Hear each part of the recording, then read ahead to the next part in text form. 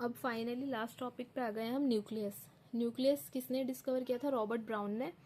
और फ्लेमिंग, ये वाले साइंटिस्ट के नाम याद करने हैं क्योंकि एनसीईआरटी में जो साइंटिस्ट के नाम एनसीईआरटी में वो तो याद करने हैं क्योंकि उनसे से एमसीक्यू आता है। रॉबर्ट ब्राउन ने डिस्कवरी की न्यूक्लियस की। फ्लेमिंग ने न्यूक्लियस को नेम दिया क्रोमाटिन। अब हमें पता है सेल के दो फेजेस होते हैं, इंटरफेज और माइटोटिक फेज, एम फेज। तो जो जब इंटरफेज होता है, इंटरफेज में न्यूक्लियस कैसा होता है? इंटरफेज में कौन कौन सा आता है? G1s और G2 फेज। इंटरफेज क्या है? जब सेल क्या है, डिवाइड नहीं कर रही, नॉन डिवाइडिंग है, जब डिवीजन नहीं चल रही उसको बोलते हैं हम इंटरफेज। तो इंटरफेज जब डिवीजन नहीं हो रही तो न्यूक्लियस प्रेजेंट होगा। तो अच्छा खासा हमको न्यूक्लियस देखने को मिलता है इंटरफेज में। माइटोसिस में क्रोमोसोम्स नजर आते हैं, न्यूक्लियर मेम्ब्रेन खत्म हो चुकी होती है, तो न्यूक्लियस माइटोसिस में नहीं होता, इंटरफेज में होता है, देखने को मिलता है। तो क्या क्या हमें देखने को मिलेगा जब न्यूक्लियस होगा? तो न्यूक्लियस में क्या क्या होता है? क्रोमाटिन होगा न्यूक्लियस के अंदर। क्रोमाटिन किससे बना होता है? क्रोमाटिन थ्रेड लाइक स्ट्रक्चर होता है, बहुत लंबा सा थ्रेड लाइक स्ट्रक्चर होता है। किसका बना होता है? डीएनए। डीएनए, आरएनए, हिस्टोन और नॉन हिस्टोन, ये इसमें एमसीक्यू आ जाता है। तो डीएनए, क्रोमाटिन में क्या क्या होता है? डीएनए होता है, आरएनए होता है, क्योंकि डीएनए रेप्लिकेशन चल रही होगी तो आरएनए भी उससे एसोसिएटेड होता है। हिस्टोन से तो डीएनए, अकेला डीएनए तो डीएनए है, जब डीएनए हिस्टोन से मिल जाता है तो क्रोमाटिन बोलते हैं उसमें। और इसके अलावा नॉन हिस्टोन प्रोटीन्स भी होते हैं और आरएनए भी होता है। मेन तो कंपोनेंट्स तो यही है, डीएनए और हिस्टोन्स। बाकी आरएनए और नॉन हिस्टोन्स भी देखने को मिलते हैं क्रोमाटिन में। ये होता है न्यूक्लियस के अंदर। और न्यूक्लियस का अपना मैट्रिक्स होता है जिसको न्यूक्लियोप्लाज्म बोलेंगे। जिससे सेल का मैट्रिक्स है साइटोप्लाज्म, न्यूक्लियस के अंदर जो प्रेजेंट है उसे न्यूक्लियोप्लाज्म बोलेंगे। और न्यूक्लियस के अंदर होती है न्यूक्लियोलाई या फिर न्यूक्लियोलस। प्लूरल में न्यूक्लियोलाई, सिंगुलर में न्यूक्लियोलस। न्यूक्लियस है ये, उसके अंदर डेंस सी स्फेरिकल बॉडी होती है जिसको न्यूक्लियोलस बोलते हैं। एक या एक से ज्यादा होगी।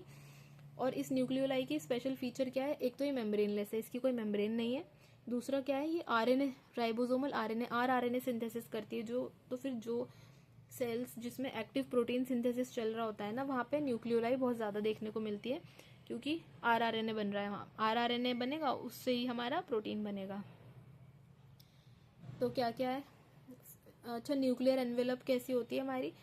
ये जो हमने न्यूक्लियोलाई पढ़ा, मेम्ब्रेनलेस पढ़ा, इसके अलावा एक और मेम्ब्रेनलेस स्ट्रक्चर पढ़ा था ना कुछ वीडियोस पहले ही, राइबोसोम, उसमें भी मेम्ब्रेन नहीं होती। तो ये दोनों मेम्ब्रेनलेस हैं। फिर हमारे जो न्यूक्लियस है उसकी भी एनवेलप है, वो भी डबल लेयर्ड है। तो टू लेयर कौन कौन हो गया? न्यूक्लियर एनवेलप हो गई, माइटोकॉन्ड्रिया की मेम्ब्रेन भी टू लेयर थी, क्लोरोप्लास्ट की भी टू लेयर थी। पेरीन्यूक्लियर और पेरीन्यूक्लियर स्पेस होगा। पेरीन्यूक्लियर स्पेस क्या होगा? दो लेयर्स हैं, एक लेयर ये इनर मेम्ब्रेन, दूसरी आउटर मेम्ब्रेन। दोनों मेम्ब्रेन के बीच वाला जो स्पेस है उसको बोलते हैं पेरीन्यूक्लियर स्पेस, क्योंकि न्यूक्लियस से रिलेटेड है इसलिए पेरीन्यूक्लियर स्पेस। जो हमारी आउटर लेयर है वो कंटिन्यूअस होती है विद एंडोप्लाज्मिक रेटिकुलम, और आउटर लेयर पे राइबोसोम्स भी अटैच्ड होते हैं हमारे। जो एंड हमारी जो न्यूक्लियर मेम्ब्रेन है उसमें न्यूक्लियर पोर्स प्रेजेंट होते हैं कहीं कहीं। न्यूक्लियर पोर, पोर मतलब होल्स। तो जब दोनों मेम्ब्रेन फ्यूज कर जाती हैं आपस में, ये फ्यूज कर गई दोनों इस पॉइंट पे, ये इनर और आउटर फ्यूज कर गई, ये इनर और आउटर फ्यूज कर गई, तो बीच में खाली स्पेस हो गया, तो ये पोर बन गया, न्यूक्लियर पोर। न्यूक्लियर पोर के थ्रू क्या होता है? आरएनए और प्रोटीन का बाई डायरेक्शनल ट्रांसपोर्ट होता है। आरएनए अंदर भी जा सकता है बाहर भी, प्रोटीन भी अंदर भी जा सकता है बाहर भी। न्यूक्लियस के अंदर, न्यूक्लियस के बाहर क्या है? साइटोप्लाज्म। तो साइटोप्लाज्म में या फिर न्यूक्लियस में। तो ये हमारे न्यूक्लियर पोर का फंक्शन है, किस किस का ट्रांसपोर्ट? आरएनए प्रोटीन का, दोनों डायरेक्शन में। इंटरफेस में हमें क्या नजर आ रहा था? न्यूक्लियस के बारे में देख लिया कैसा होता है। न्यूक्लियस की मेम्ब्रेन होती है, डबल मेम्ब्रेन होती है, उसमें पोर होते हैं, उसके अंदर मैट्रिक्स होता है जैसे न्यूक्लियोप्लाज्म बोलते हैं, उसके अंदर न्यूक्लियोलाई प्रेजेंट होती है, डेंस बॉडी, स्फेरिकल, और उसमें क्रोमाटिन होता है। जब माइटोसिस होती है, सेल डिवीजन होती है, तब हमें न्यूक्लियस नजर नहीं आता, तब हमें क्रोमोसोम्स नजर आते हैं। क्रोमोसोम, जो डीएनए है, न्यूक्लियर मटेरियल है, वो कंडेंस होकर क्रोमोसोम बना लेता है, तब हमारा माइटोसिस होता है। कुछ ऐसी सेल्स हैं जहाँ पे न्यूक्लियस नहीं होता, कभी भी न्यूक्लियस नहीं होता उन सेल्स में। कौन है? एक तो आरबीसी जिसमें न्यूक्लियस नहीं होता, और एक हमारी वेस्कुलर प्लांट्स में सीव ट्यूब्स होती हैं। तो इस पे भी एमसीक्यू आ सकता है क्योंकि एनसीईआरटी में लिखा है। तो आरबीसी मैमल्स की, सबके आरबीसीज नहीं, मैमल्स की आरबीसीज, और वेस्कुलर प्लांट्स की सीव ट्यूब्स, इसमें न्यूक्लियस नहीं होता। नॉर्मली क्या होता है, एक जो सेल है उसमें कितने क्रोमोसोम्स होते हैं? 46 क्रोमोसोम, और ये पेयर में होते हैं, 23 पेयर में। सबको पेयर बनाना पसंद है, अकेले नहीं रहेंगे। तो 23, 46 हाफ 23 पेयर्स में होते हैं ये। तो जो एक सेल में इतने सारे क्रोमोसोम है, ये कितने डीएनए से बने हैं? 2 मीटर लंबे डीएनए के थ्रेड से बने हैं। हर एक सेल में 2 मीटर लंबा डीएनए होता है जो कि 46 क्रोमोसोम बना लेता है। अब क्रोमोसोम का स्ट्रक्चर क्या होता है? ये हमारा क्रोमोसोम है, ये इसकी इस एक को बोलेंगे क्रोमाटिड, ये दूसरा क्रोमाटिड। ये इन दोनों को ये जो सेंटर में कंस्ट्रिक्शन है इसको बोलते हैं प्राइमरी कंस्ट्रिक्शन, जिसका नाम है सेंट्रोमियर। क्या नाम है इसका? सेंट्रोमियर। इस सेंट्रोमियर के अपोजिट जो है आधा पार्ट, इसको बोलेंगे आर्म। ये एक आर्म है, ये दूसरा आर्म है क्रोमोसोम का हमारे। ये पूरा एक ही क्रोमोसोम है। और अगर ये ऐसे होता, ये सेंटर में सेंट्रोमियर है, ये पूरा भी हमारा एक क्रोमोसोम है। ये डीएनए की रेप्लिकेशन के बाद ऐसा बनता है डबल, लेकिन ये भी एक क्रोमोसोम होता है और ये भी। तो सेल डिवीजन में इसमें चीज़ में कन्फ्यूजन होती है। ये पूरा एक क्रोमोसोम, ये अलग एक क्रोमोसोम। जब इस एक क्रोमोसोम में रेप्लिकेशन हो जाती है ना, दो दो डबल हो जाते हैं, तो अब इसको बोलते हैं ये इस क्रोमोसोम का ये एक क्रोमाटिड है, ये दूसरा क्रोमाटिड है। और सेंट्रोमियर के अपोजिट वाले का ये एक आर्म है, ये दूसरा आर्म है, ये एक आर्म है, ये दूसरा आर्म है। सेंट्रोमियर के अपोजिट ये एक आर्म है, ये दूसरा आर्म है। मतलब कि क्रोमोसोम के हाथ बोल रहे हैं इनको। अब क्रोमोसोम के कुछ टाइप्स होते हैं, ये इसकी बेसिस पे होते हैं कि हमारा सेंट्रोमियर कहाँ पे है। अगर एकदम सेंटर में होता है ना सेंट्रोमियर, तो उसे बोलेंगे मेटासेंट्रिक क्रोमोसोम।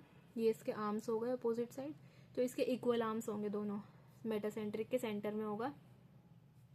फिर दूसरा होता है हमारा सब मेटासेंट्रिक क्रोमोसोम। सब मेटासेंट्रिक क्रोमोसोम में a little away from the centre, centre से थोड़ा सा दूर। यहाँ पे हमारा सेंट्रोमियर सेंटर में है, ये सेंट्रोमियर के लिए। यहाँ पे हमारा centromere a little away from centre, जो सेंट्रोमियर है वो सेंटर से थोड़ा सा दूर है। तो इसकी वजह से एक लॉन्ग आर्म बनेगा, एक short arm. If you can remember, एक शॉर्ट आर्म बनेगा छोटा और एक हमारा लॉन्ग आर्म, किसमें? सब मेटासेंट्रिक में। फिर हमारे पास दो और टाइप्स होते हैं, एक एक्रोसेंट्रिक और एक टीलोसेंट्रिक। एक्रोसेंट्रिक में क्या है? Close to end. इसमें जो हमारा सेंट्रोमियर है वो कहाँ पे है? क्लोज टू एंड, एंड के पास होगा। तो इसमें एक एक्सट्रीमली शॉर्ट आर्म बनेगा, बहुत ही छोटा, एक्सट्रीमली शॉर्ट आर्म।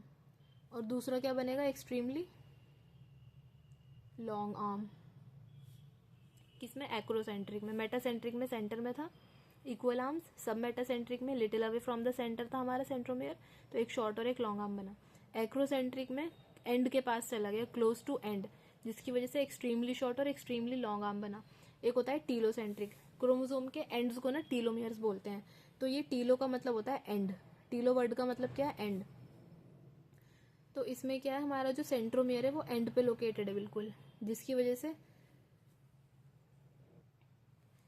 बिल्कुल टर्मिनल एंड होगा। कैसा एंड होगा हमारा? टर्मिनल, टर्मिनल सेंट्रोमियर बिल्कुल एंड में है। टर्मिनल का मतलब ये एंड, तो सेंट्रोमियर बिल्कुल एंड में। टीलोसेंट्रिक मतलब सेंट्रोमियर बिल्कुल टीलो एंड में, टीलो मतलब एंड, क्रोमोसोम के एंड को टीलोमियर्स बोलते हैं। जब एनाफेज में इनको देखते हैं तो ये ऐसे शेप्स के दिखते हैं, VLJI। मेटासेंट्रिक वी शेप का दिखेगा, क्योंकि एनाफेज में क्या है, क्रोमाटिड सेपरेट हो जाते हैं दोनों। तो जब ये जाएगा एनाफेज में दूसरी साइड जा रहा होगा ना, तो ये यहाँ से तो सेंट्रोमियर से तो स्पिंडल अपैरेटस अटैच्ड हो गए, स्पिंडल फाइबर, तो ये इस तरीके से ऊपर जा रहा होगा अपोजिट एंड में। दूसरा वाला ऐसे जा रहा होगा इधर की साइड, तो ये वी शेप नज़र आते हैं।